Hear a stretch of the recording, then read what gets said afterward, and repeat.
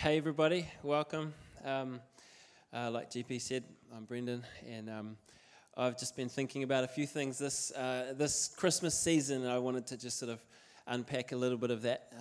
So if you're new with us this morning, thank you for coming. It's good to have you all here, and I hope you are blessed. I've got baby Jesus and Frankenstein sitting here in front of me, which is quite slightly unnerving. I'm not sure which one's scarier actually. So, that's right, baby Jesus. It's still kind of weird, actually.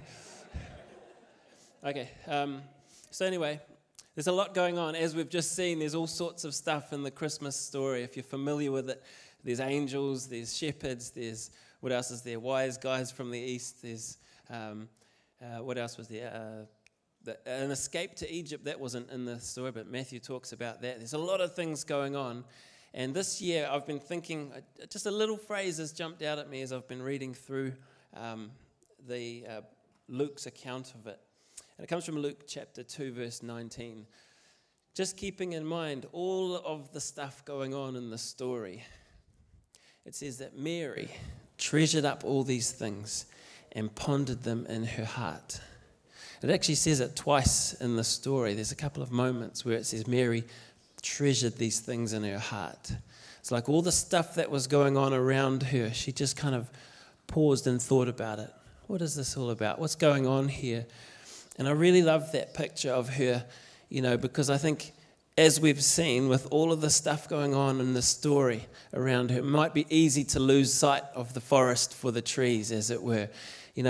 Get consumed with there's an angel and now there's some shepherds turning up in this shack of a place that I'm having a baby, and this is all very weird. But she didn't lose sight. She paused and she reflected and deeply pondered these things.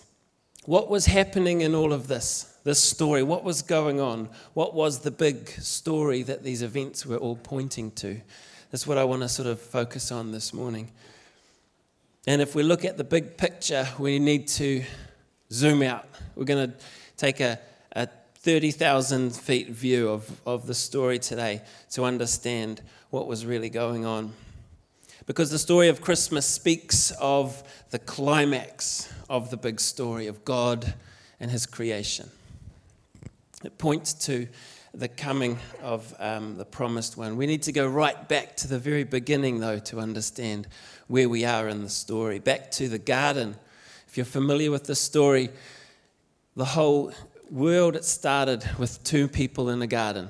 God created this perfect world with these two perfect people, Adam and Eve. And it says that God created mankind in His image. Now, this is temple language. So it's saying these two people, they were placed there. And in the ancient times, when you built a temple, right in the center of that temple, you would place the icon or the idol, the statue, the image of the person, of the deity that you were worshipping.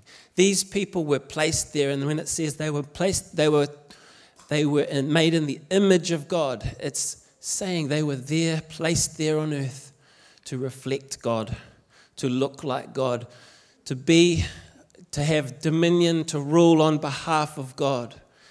So this was why mankind was made, to bring glory to God. But we know that sin happened, right? That they turned to their own ways. They ate the fruit that God said not to. They fell. And suddenly that image of God, the reflecting of God's good glory, was corrupted. God had to do something about this. And immediately in the story, God comes in and it says he pronounced judgment. It was really intense. But the very first thing he said to the snake. I'm going to read it out. God pronounced judgment on the snake, the woman and the man. And in Genesis 3:15, this is what He says to the snake. Now, the snake is a representation of Satan, of the devil, right? Tricking them into following his way rather than God's. And God says this to the snake: I will put enmity between you and the woman, and between your offspring or your seed and hers. He will crush your head, and you will strike his heel. what it's saying is in the very moment of their failure and their downfall, God took that moment and he redirected and said, I am going to provide a seed, one who will come, who will fix this. One who will come, and he is going to take it on himself to put right what has just been put wrong. And remember, this is in the very moment. This isn't God flying off the handle and throwing out judgment. He's saying, right, it's happened. I'm going to deal with it. It's going to come. And through the Old Testament, if you've read over and over again, there's a thread of a promise of one who would come, the Messiah. And he would rescue humanity.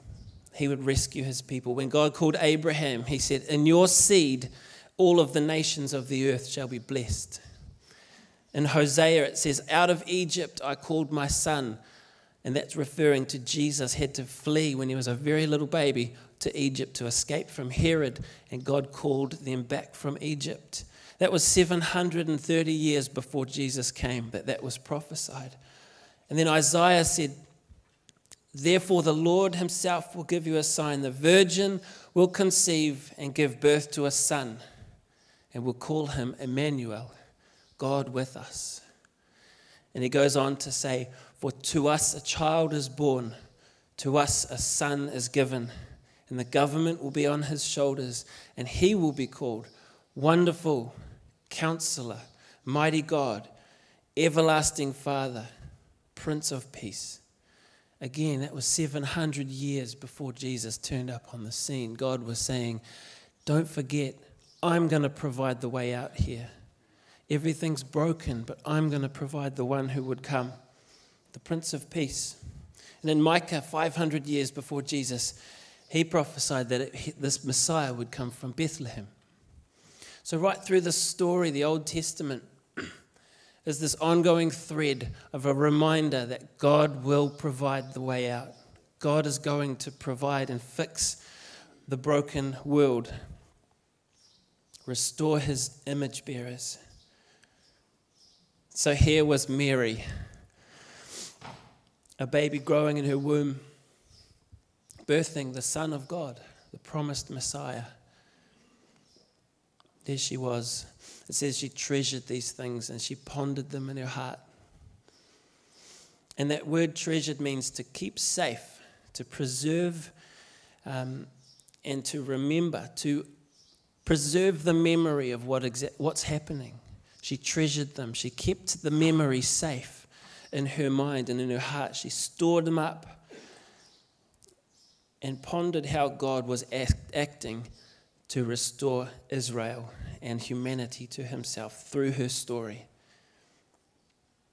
And it's actually likely, because the book of Luke wasn't written until about 50 years later, so it's actually likely that she was the one that sat down with Luke and said, now let me tell you what happened. She's pondered it and she stored it up in her heart, and she's like, I want to tell you what happened. And there's some really intimate details in that story that really came from someone who was right there. In her song, in chapter 1, verse 54 and 55, she sings this amazing song of what is going on in this story. And it's all about how God has acted on behalf of his people. God is saving his people. And in the end of it, in verse 54, he says, he has helped his servant Israel, remembering to be merciful to Abraham and his descendants forever, just as he promised our ancestors. She was relating this moment, all of the stuff going on, and seeing that this was the fulfillment of all of that's come before, all of these promises that God has given to his people. And she didn't get caught up in the situation she was in. See, she was, having a baby in a smelly old shed. It could be something that you get consumed with, like, this just doesn't work. I don't really like this. It's uncomfortable. Maybe people are murmuring about the fact that now I have a baby and Joseph wasn't my husband when we got, all of the stuff that she could have focused on the trouble, the difficulty. I had to ride here on a donkey, 9 months pregnant, for goodness sake, It could have been like that, but she didn't. She focused, she realized this is the fulfillment of God's big plan. And she quietly pondered. She understood the gravity of the circumstances. I wonder, and this is just for me, I wonder, do I think about my life in light of the big picture of what God is doing? Or do I get caught up in the moments? The inconveniences, the busyness, the distractions. Christmas has got a lot of distractions, a lot of things going on. Maybe stress, maybe family issues, maybe all kinds of things that we could focus on. But if we were to take a page from Mary's book, pause and ponder, what is God doing in my life? What's the big picture that I'm part of? See, this was about God going all in. There was no going back from this moment. I want to just throw some things out there. Can you think of things that once you say it, you cannot unsay it? For the married people in the room or people in a relationship, maybe you remember the first time you said, I love you. You can't take those words back, can you?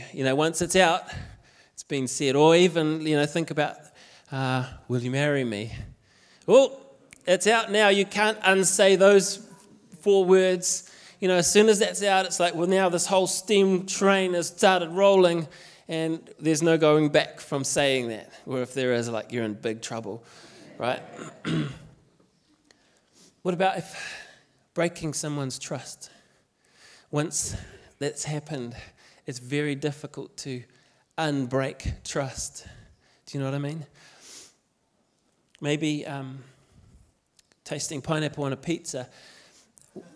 Once you've done it, you either you love it or you hate it, right? Can I actually have a show of hands in the room? Hands up if you would really like some pineapple on a pizza. Actually, okay, good. Because studies have shown that only 10% of people should say, this is a very not ordinary group of people. That's fine. But either you love it or you hate it, right? Can I have a show of people who seriously hate pineapple on a pizza?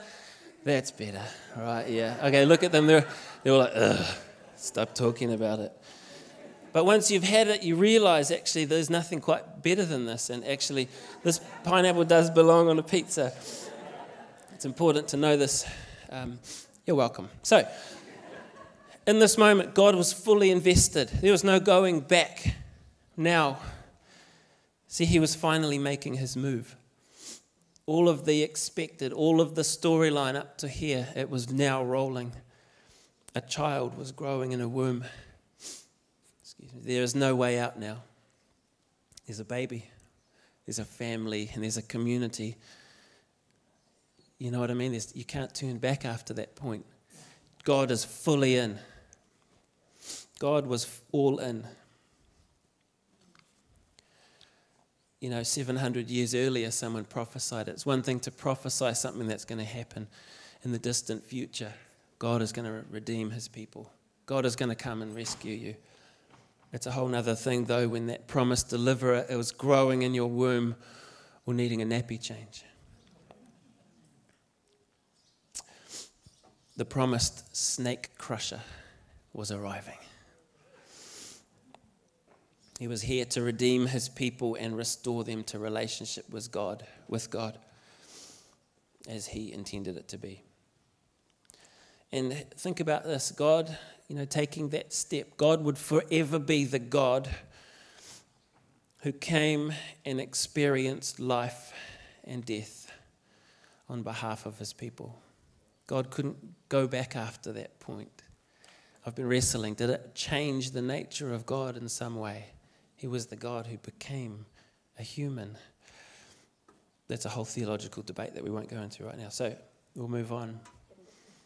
But what a cost to God. Yeah?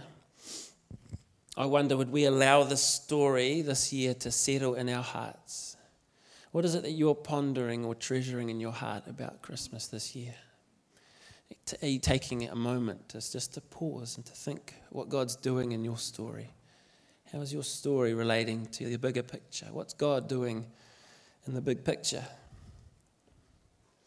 Because God at one time clothed himself with humanity and stepped down into our mess. He didn't stand at a distance and point fingers and declare how broken and wicked we were, but he took it on himself to come to us. Because of his great love for us, he stepped down from heaven and he stepped into our mess.